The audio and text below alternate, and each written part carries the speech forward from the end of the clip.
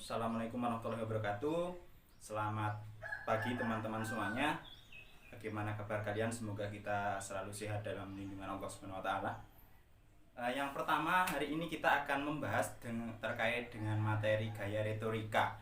Sebenarnya apa sih itu gaya retorika? Apa sih gunanya gaya retorika untuk dakwah dan bagaimana sih fungsi retorika ini untuk dakwah dan lain sebagainya, supaya nanti apa yang kita tanyakan selama ini, kenapa kita harus mempelajari retorika ini, benar-benar bisa terjawab dalam dalam sesi diskusi kali ini. Oke, langsung saja. Kali ini saya sudah buat materi. Ini yang pertama adalah ada retorika. Yang pertama adalah retorika. Retorika itu apa sih? Nah, seperti yang sudah kita pelajari kemarin-kemarin ya, retorika itu adalah seni berbicara untuk mempengaruhi orang lain agar mengikuti apa yang dikatakan oleh seorang narator atau seorang dai atau seorang pemateri ya, dan lain sebagainya. Nah, dari pengertian itu, sifat retorika itu ada dua. Yang pertama adalah monologika dan yang kedua adalah dialogika. Yang pertama adalah monologika. Apa itu monologika? Monologika adalah penyampaian materi di mana seseorang pemateri atau seorang dai atau seorang narator itu menyampaikan materinya secara personal. Nah, entah itu pada mimbar, entah itu pada ruang kelas, misalkan seorang dosen dan ketika menyampaikan materinya dan lain sebagainya. Nah, atau seorang dai yang berkhutbah di masjid atau seorang kiai yang sedang berceramah di sebuah lokasi dan lain sebagainya. Itu namanya monologika, di mana seorang ini berretorika menyampaikan materinya tanpa ada imbal balik dalam waktu seketika itu juga. Nah, itu monologika.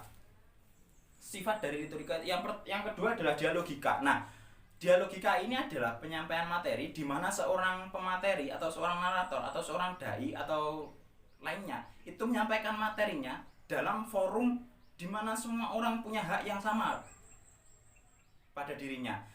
Misalkan dalam forum diskusi atau forum debat. Nah, pada forum debat ini ada dua orang narator, ada dua orang pemateri yang sama-sama menggunakan argumennya, yang sama-sama meluapkan argumennya, mengeluarkan persepsinya terkait sesuatu dalam satu ruang lingkup, dalam satu tempat, dalam satu wilayah. Nah, itu namanya dialogika. Dan retorika ini digunakan bagaimana dua orang ini bisa saling beradu pemikiran. Nah, berbedanya dengan monologika. Kalau monologika hanya satu orang yang menyampaikan tanpa ada imbal balik, tanpa ada respon secara langsung. Nah, kalau dialogika ini dialog biasa, seperti dialog biasa di mana ada seorang narator atau dua pemateri yang menyampaikan materinya secara bersamaan, secara bergantian dan beradu argumen. Nah, maka retorika sangat penting di dalam. Nah, itu sifat dari retorika ada dua, monologika dan dialogika. Nah, dari bentuknya retorika ada tiga, seperti yang sudah kita pelajari kemarin. Yang saya tahu itu ada persuasif, informatif, dan rekreatif.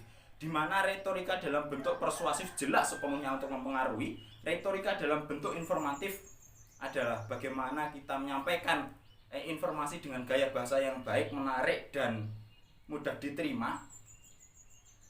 Dan yang ketiga adalah rekreatif, di mana kita bisa membuat hiburan-hiburan atau lelucon-lelucon dalam sebuah materi atau dalam sebuah panggung dakwah atau dalam ceramah dan lain sebagainya. Nah, itu tiga bentuknya, persuasif, informatif, dan rekreatif. Nah, dari ketiga bentuk ini, ketika seorang narator menyampaikan materi, itu harus berlandaskan dengan teori-teori tertentu. Salah satunya adalah penguasaan bahasa, di mana seorang narator atau seorang pemateri atau seorang dai itu harus kaya akan bahasa, harus kaya akan kata-kata, harus kaya akan kalimat-kalimat yang ada dalam pikirannya. Dan itu harus disampaikan seluas mungkin dengan komponen-komponen yang tepat. Misalkan nafasnya juga harus tepat, di mana dia harus berhenti dan tidak boleh terlihat ngos-ngosan atau mungkin kehabisan nafas ketika menyampaikan suatu pembicaraan, karena itu akan mengganggu pola bahasanya. Atau mungkin pengucapan lafalnya juga harus jelas, karena itu juga mempengaruhi bagaimana audien menerima apa yang dia sampaikan. Atau mungkin teknik berbicaranya ini lancar atau tidak, menggunakan bahasa yang terlalu serius atau tidak, mudah diterima atau tidak, dan lain sebagainya. Nah, ketika kita menyampaikan apapun itu, entah dalam konteks persuasif, informatif maupun rekreatif, baik secara monologika maupun dialogika, ini harus menggunakan teknik bahasa yang tepat. Teknik bahasa yang tepat apa? Yaitu tadi pola kata yang banyak, pola bahasa yang banyak, nafas yang teratur, teknik bicara yang tepat, nada naik tingginya, dan lain sebagainya. Nanti akan kita bahas di belakang. Seperti contohnya misalkan Kiai Anwar Zahid misalkan, itu pada saat persuasifnya pasti dia menggunakan nada yang tinggi, pada saat rekreatifnya pasti dia menggunakan nada yang sedang-sedang saja, dalam informatifnya dia juga datar, dan lain sebagainya. Misalkan saya beri contoh, kalau persuasifnya dengan menggunakan teknik bahasa yang tepat dari Anwar Zahid, misalkan seperti ini ya. Ketika seorang Anwar Zahid menyampaikan bahwasanya pemimpin itu harus dipentingkan siapa, bukan apa.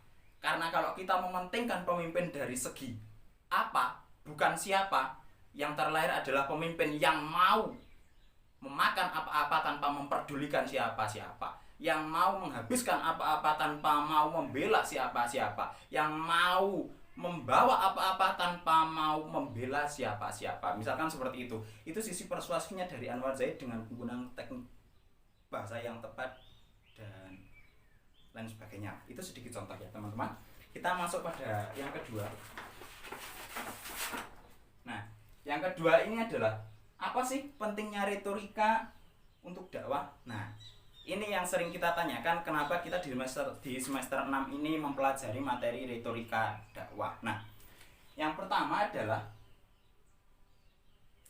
kenapa kita penting dalam mempelajari retorika? Itu adalah ketika kita menjadi seorang narator, menjadi seorang pemateri, atau menjadi seorang dai, dan kita karena secara harfiahnya pengertian bahasanya maupun istilahnya adalah, singkatnya, seorang dai itu adalah bagaimana dia menyampaikan sesuatu yang berlandaskan agama, dan audien mau melakukannya sesuai apa yang kita sampaikan. Nah, pada tahap kita mempengaruhi agar audien mau melakukan sesuatu yang seperti yang kita sampaikan, inilah kita membutuhkan gaya retorika yang tepat. Kata persuasif, kata mempengaruhi, ini akan berhasil didukung dengan retorika tadi. Itu pentingnya kita mempelajari retorika bagi dakwah. Dalam konteks apapun, dalam lingkungan akademik seperti apapun, saya kira kita membutuhkan retorika. Misalkan seorang syariah misalkan yang nantinya akan menjadi pakar hukum, dia juga harus punya retorika yang baik dalam meyakinkan audiennya terkait dengan siapa yang dia bela dan dia itu memang benar tidak bersalah misalkan ya. Atau seorang guru ketika menyampaikan materi tarbiyah misalkan, ketika menyampaikan materi pada siswanya, maka ketika seorang siswa ini harus mempercayai gurunya, maka seorang guru ini perlu punya gaya tata bahasa atau pola retorika yang baik, pola penyampaian materi yang baik pada siswanya. Nah, maka retorika ini dibutuhkan dalam semua aspek kehidupan. Bahkan dalam kita berdialog sosial pun seharusnya kita menggunakan retorika. Bagaimana seorang itu mau menerima pembicaraan kita dengan mudah, bagaimana seseorang di lingkungan kita itu mau menerima perkataan kita dengan mudah dan paham dengan apa yang kita katakan. Lebih-lebih puncaknya adalah dia mau melakukan seperti apa yang kita katakan.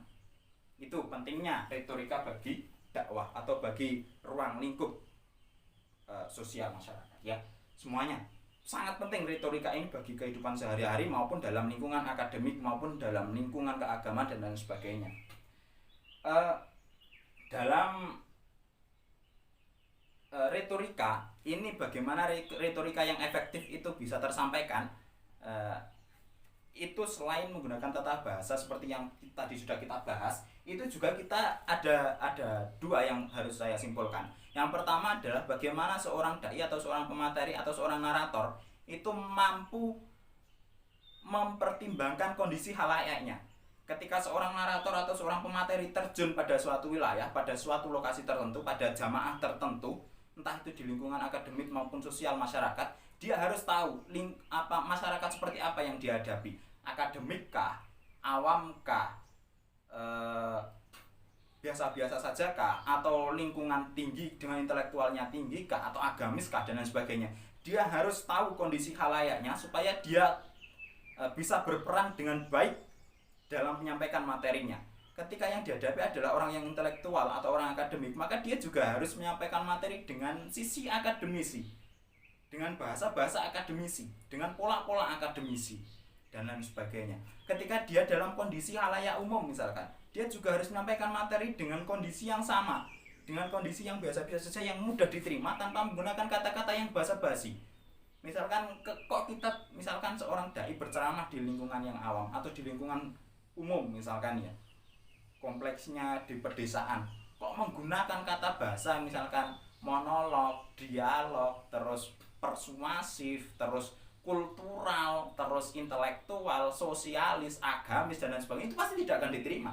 Tapi kalau menggunakan bahasa-bahasa yang sederhana, wong sing seneng urip dengan masyarakat liyane, wong sing seneng karo ngayomi masyarakat yang jenenge sosial, agamis iku wong sing seneng salat, sing seneng poso, wong sing seneng ngaji, wong sing nyanyi kopiah, wong sing nyanyi jubahan. Nah, itu pasti bisa diterima dengan bahasa yang seperti itu. Jadi, ketika seorang pemateri atau seorang narator menyampaikan materinya, itu yang harus pertama kali dipertimbangkan adalah halayaknya. Ya, halayaknya, kondisi halayaknya, kondisi audiennya itu seperti apa. Oke, yang kedua. Yang kedua adalah seorang narator yang baik, seorang penceramah yang baik, atau seorang dai yang baik, itu ketika menyampaikan sesuatu itu harus berdasarkan bukti. Bukti ya. Kalau kita di lingkungan masyarakat umum misalkan, ya buktinya seorang penceramah menyampaikan apa yang disampaikan itu benar adalah ayat Al-Qur'an, adalah hadis-hadis Rasulullah, dan lain sebagainya. Dawuh-dawuh para ulama, dan lain sebagainya. Ketika seorang narator atau seorang pemateri menyampaikan materinya dalam lingkungan akademik, maka dia harus menyampaikan itu dengan bukti-bukti riset penelitian misalkan, atau mungkin jurnal penelitian misalkan, atau mungkin media tertentu memberitakan apa dengan bukti apa, dan lain sebagainya. Nah, harus disertai bukti yang konkret bagaimana nantinya pemateri ini benar-benar bisa meyakinkan audien dengan bukti-bukti yang dia tampilkan yang mendukung apa yang dia narasikan, yang mendukung apa yang dia sampaikan. Nah, itu ya. Bagaimana pentingnya pola retorika untuk dakwah, pola retorika untuk sosial, dan bagaimana retorika yang efektif itu bisa disampaikan ke audiens. Pertimbangkan halayak dan cari bukti-bukti yang mendukung narasi atau narator kita sebagai pemateri. Nah, bagaimana seorang narator yang baik ini ketika menyampaikan narasinya, ketika menyampaikan isi dakwahnya atau menyampaikan materinya dan lain sebagainya, ini harus menggunakan gaya-gaya atau postur tubuh yang benar-benar meyakinkan audien. Yang pertama adalah sikap. Nah, ini teman-teman mohon maaf ya kenapa saya pakai baju seperti ini, karena yang pertama saya jujur saja saya deg-degan karena kemarin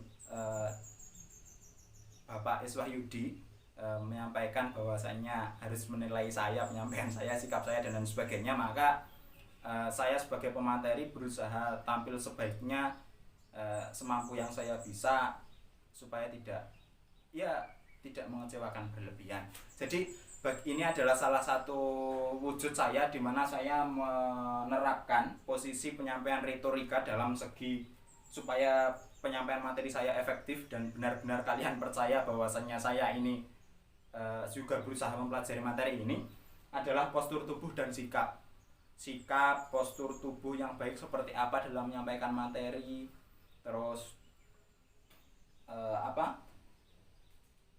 pakaiannya juga harus rapi. Seorang narator yang baik, dai yang baik, penceramah yang baik pasti akan memperhatikan penampilannya supaya benar-benar dipandang berkualitas oleh audien.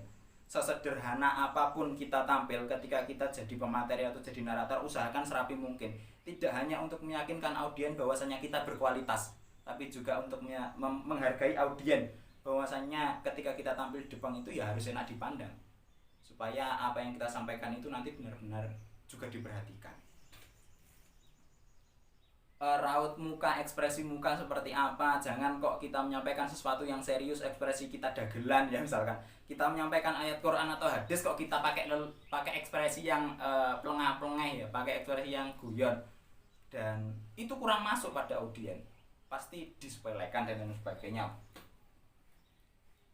Pandangan mata, nah jangan sampai ini yang juga efektif dalam dalam retorika, dalam keefektifan dalam penyampaian narasi. Bagaimana ketika seorang pemateri atau narator itu menyampaikan materinya, dia haruslah 90% harus memandang audiens. Jangan sampai kok ketika kita menyampaikan materi kita malah lihat HP, lihat buku, atau mungkin lihat atas kita, lihat sesuatu yang kita tidak bisa membuat hubungan antara kita dengan audiens, kedekatan kita dengan audiens. Ketika kita memandang seorang audiens, maka audiens juga akan memandang kita dan akan memperhatikan apa yang kita bicarakan. Tapi ketika kita menyampaikan sesuatu ke audiens malah kok narator malah memandang yang lain, maka si audiens juga akan bingung. Karena mau tidak mau semua yang ada pada diri kita, semua yang menempel pada badan kita saat itu juga ketika kita menyampaikan materi pasti dinilai, pasti itu.